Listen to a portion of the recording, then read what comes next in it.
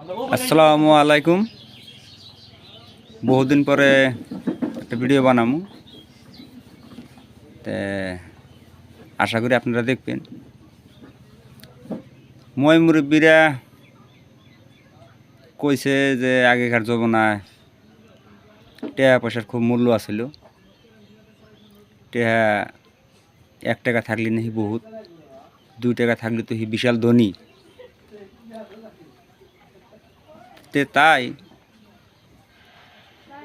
আজকে 2 টাকার দামের শ্যাম্পু, 2 টাকা দামের শ্যাম্পু দিয়া মাথা সাফ করলাম। দেখ ভাই, আমার সব গর্বত হয়ে গেছে গা। একবার গোসল করতে যদি 2 টাকা খরচ হয়, তাহলে আমরা ইনকাম করবো কি আর খামু কি? আগেকার মাসে 2 টাকা হলি বহুত ধান চাল হয়তো কিনবার পারছে, আর আজকে 2 টাকার শ্যাম্পু দিয়ে একবার মাথা সাফ হয় না। তাহলে মন যদি সাফ করবার লাগা হয়, তাহলে শ্যাম্পু কত শ্যাম্পুর দরকার পড়বো?